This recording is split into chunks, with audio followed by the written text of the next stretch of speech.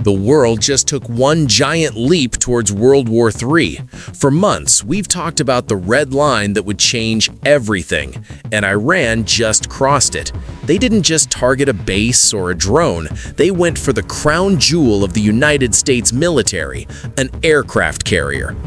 4 ballistic missiles were launched directly at the USS Abraham Lincoln.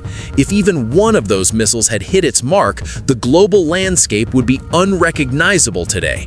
While the world was watching the funerals in Tehran thinking the conflict might pause, the Iranian military was actually preparing their most daring strike in history. But the real story isn't just about the missiles. It's about a secret oil chess move involving Venezuela that explains exactly why this is happening now. Why is an attack on an aircraft carrier such a massive deal? You have to understand that a carrier like the USS Abraham Lincoln isn't just a ship, it is a floating city, a multi-billion-dollar asset, and a symbol of absolute American power. It carries up to 70 elite fighter jets and thousands of personnel. To attack it is to attack the very heart of the US Defense Department. Initially, many doubted that Iran would even attempt this. How could they find the exact position of a carrier that is constantly moving and surrounded by a ring of destroyers, helicopters, and drones? But CENTCOM, the US Central Command, just confirmed the unthinkable. Yes, 4 ballistic missiles were fired at the carrier. The US military claims they intercepted every single one of them, stating the ship suffered no damage.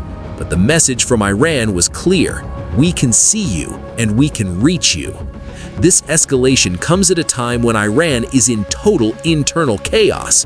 The world was told that after the death of the supreme leader, Ayatollah Khamenei, the country would enter a period of mourning. We expected a ceasefire. Instead, we got the opposite. While the families of the supreme leader and the defense minister are preparing for burials, the military is doubling down. But there's a massive fracture forming inside the country. Not everyone is mourning. Reza Pahlavi, the exiled opposition leader, has sent a shockwave through the region. He publicly stated that the evil power has been eradicated and told the Iranian people to be happy because a new era is coming. In the streets of Iran, the divide is growing. Those who want the old regime to stay and those who are ready for Pahlavi to return. US intelligence has released a strange detail. People associated with the Ayatollah are reportedly starting to flee into Afghanistan. This is bizarre because Afghanistan and Pakistan are already at the brink of their own war. It suggests that those inside the inner circle believe the regime's 4-layer defense structure might finally be collapsing. You see, the Iranian leadership is built like a hydra. They have 4 layers of succession. If you kill the top leader, there are 4 more ready to step up and become martyrs. They don't see death as a defeat, they see it as a sacrifice for the nation. But while Iran is fighting for its internal survival, the US and Israel have stopped holding back.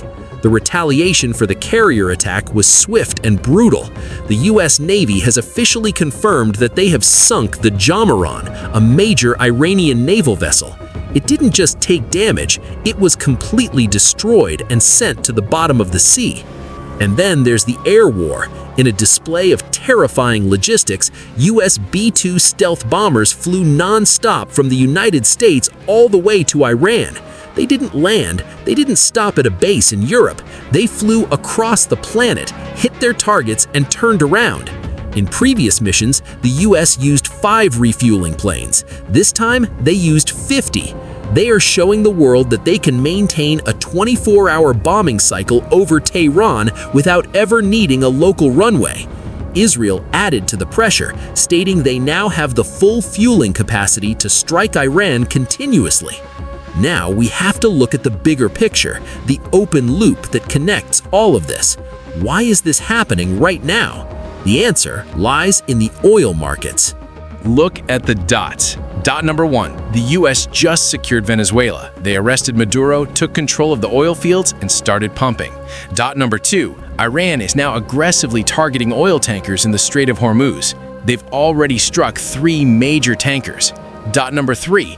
80% of Asia's oil flows through that exact strait. If Iran closes the Strait of Hormuz, the oil supply to Asia and Europe is cut off. Usually, this would destroy the global economy, but because the US now controls the massive reserves in Venezuela, they have become the world's plan B. Whether this was a calculated move by the Trump administration or a massive geopolitical coincidence, the result is the same. The US is now in a position to supply Europe and Asia while the Middle East burns. This isn't just a war between two countries anymore. It has become a global mess. France, which tried to stay neutral for months, was just dragged into the fire. Iran, in its rush to hit American targets, accidentally struck a base where French troops were stationed. President Macron, who previously said France wasn't ready for war, is now being forced to choose a side. With the UK already involved and France being pushed in, the European coalition is forming against Iran. The situation is getting so desperate that Iran's foreign minister had to issue a public explanation. He claimed they aren't attacking their neighbors like Saudi Arabia or the UAE. They're only targeting American assets within those countries. But the neighbors aren't buying it. The UAE and Saudi Arabia have effectively turned their backs on Tehran, signaling that they are ready for the regime to fall. Even the death toll among the elite is rising. Official statements now confirm that former Iranian President Ahmadinejad, who was under house arrest, was killed during an Israeli-American strike on the area. The leadership is being wiped out, but the missiles keep flying. As of right now, the Strait of Hormuz is effectively a war zone. Cargo giants like MSC have ordered all their vessels to find safe harbor and avoid the Gulf region entirely. The world is holding its breath as Iran enters a 40-day period of mourning. Traditionally, this is a time of high tension and potential revenge strikes. Tracking these missile arcs and deciphering these geopolitical maps is intense work. When the world feels like it's on the edge of a cliff, you need to keep your focus sharp. That's why I always have a buzz soda on my desk. It's the fuel that keeps this channel running and the research moving during these 24-hour news cycles. So, where does this end? Is this the final collapse of the Iranian regime, or is China going to step in and turn this into a full-scale global conflict? US media is already sounding the alarm about Chinese support for Iran, suggesting that the next phase of this war won't just be fought with missiles, but with global alliances. The oil trap is set, the B-2 bombers are in the air, and the Jamaran is at the bottom of the ocean. The next 40 days will decide the future of the Middle East and possibly the world. I want to hear from you. Do you think the US move in Venezuela was a brilliant strategy to prepare for this war, or is the world just falling into chaos? Let me know in the comments. I read every single one of them. And if you want to know the secret technology behind how those B-2 bombers stayed in the air for a non-stop mission across the globe, click the video on your screen right now. Stay sharp, stay informed, and keep a buzz soda nearby. I'll see you in the next one. Peace.